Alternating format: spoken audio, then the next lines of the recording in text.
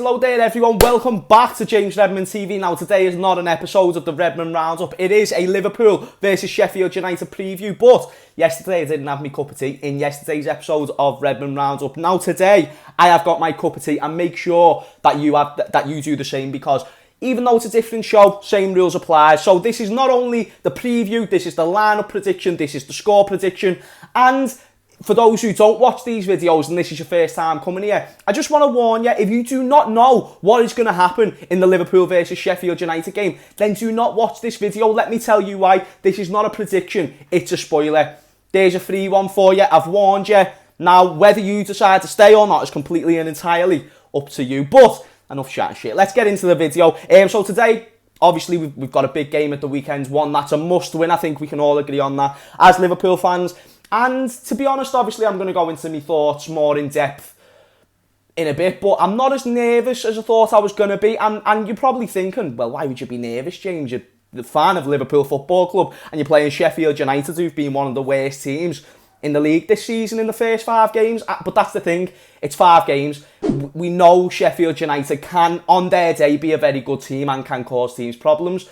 Therefore, I'm not just going to sleep on Sheffield United for the fact that they've had a few bad games and their best result this season is against, Fulham, 1-1. I know they're not that good. I know they're not offering a hell of a lot right now. But the thing is, that doesn't mean they can't do that full stop. But like I said, I will talk a bit more about Sheffield United in a bit. But first off, I want to do my lineup prediction. And I want to start off with my lineup prediction because I've got 2 sort of ways that I want to do it. So I'm going to go with a lineup that I think will start. And I'm going to go with the lineup that I want to see start. And I'm doing this because, and I want you to try and do the same in the comments down below, because I'm interested. How do you think Klopp will approach the game? But how do you want him to approach the game? So I'll get into my predicted lineup. This is what I think Klopp will start. So I'm 4-3-3, standard formation. Adrian in goal. I think that's standard. Adrian in goal now, with the fact that Alisson's back soon, but you don't want to rush him back in. I'm hearing reports that Alisson could be back in goal as soon as West Ham. If not, the latest, probably Manchester City, bearing in mind that nothing else happens to him. Back 4, Robertson, Gomez, Fabinho and Trent Alexander-Arnold. So same back 4 that played against Ajax. Well, same back 5 that played against Ajax. And it's done a very good job. That's one thing we can establish. And I'd feel very confident with that back 4.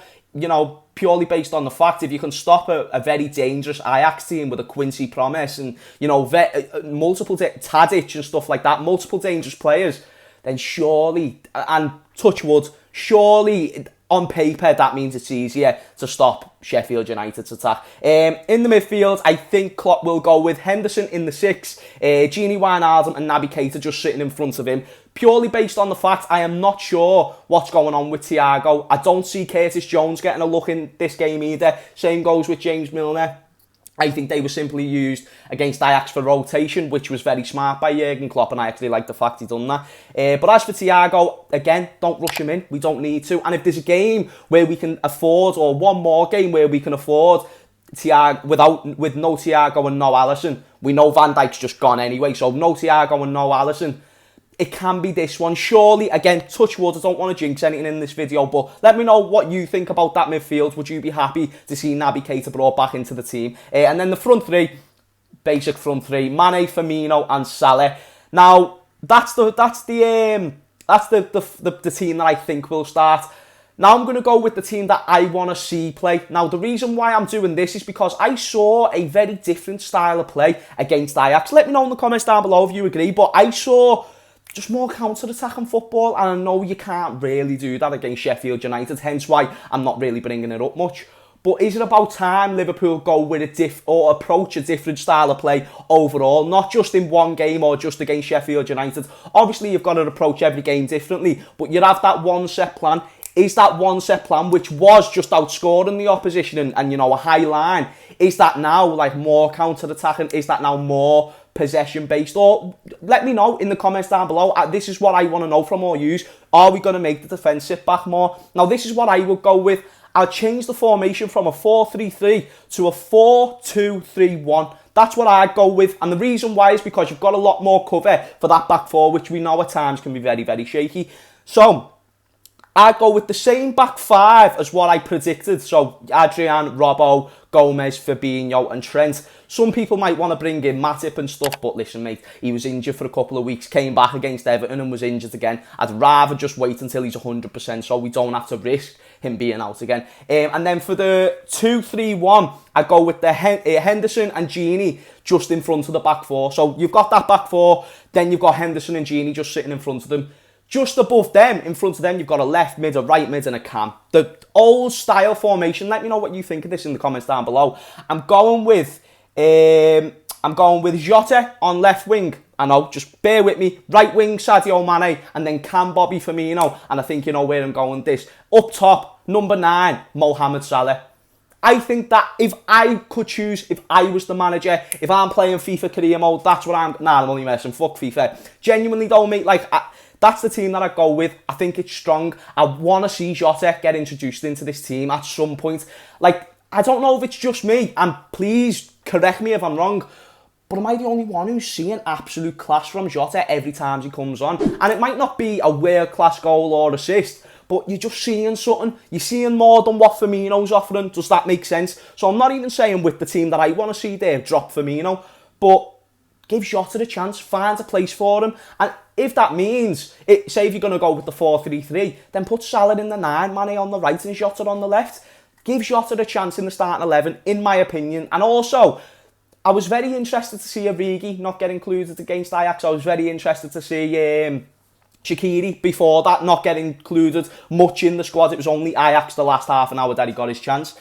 And we've got to realise we've got great squad depth there. So I'm wondering, maybe is there a place in this game for Origi because he's an actual goal scorer. And I don't think anyone will disagree with me on this when I say he's actually the only proper striker at the club before Brewster, who, by the way, we will talk about a bit more right now because we're going to go into Sheffield. Now, to sum Sheffield up as a team, and if there's any Sheffield United fans watching, then please correct me if I'm wrong on any of this. You're a very solid team, or at least this the vibes that I got last season. A very solid team, very compact. You know, played the 5 at the back formation. Works for you a lot of the time. But you don't really score much.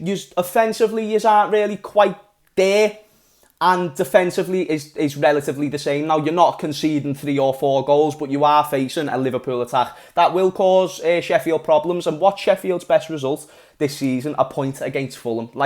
And you've saw how bad Fulham have started. So I'm just basically trying to offer to you, if there is a time to play Sheffield United, and the best time, it would be now. It would be now with the fact they're shot of confidence, and we need a win. That's what I think people are forgetting. We need to win this game. We lost to Villa 7-2. We drew against Everton. Yes, we should have won, but that's not the point. We need 3 points. Above anything else, 3 points is essential. Because you know what it's like. We've been in this position before, Liverpool fans, where you drop 2 points and then you drop 3 points and then you drop 1 point, etc.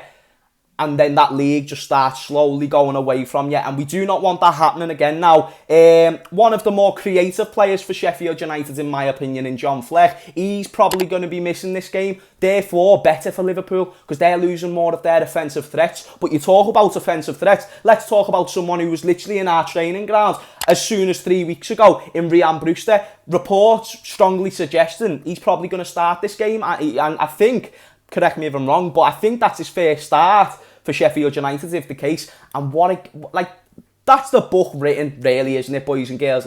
Brewster makes his full debut against Liverpool. Well, his starting debut against this former club that he's literally just left.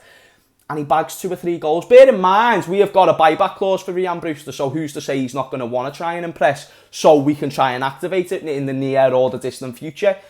I'm scared of Brewster. He'll know the weaknesses of a Joe Gomez. He'll know the weaknesses of other defenders because he chills with them. If you don't think him and Trent would be talking about the good things that they did well in training, the bad things that they did well in training, bad things that they did well, that just didn't make sense. You get the point that I'm trying to offer to you. They will try and help each other by explaining what they do wrong.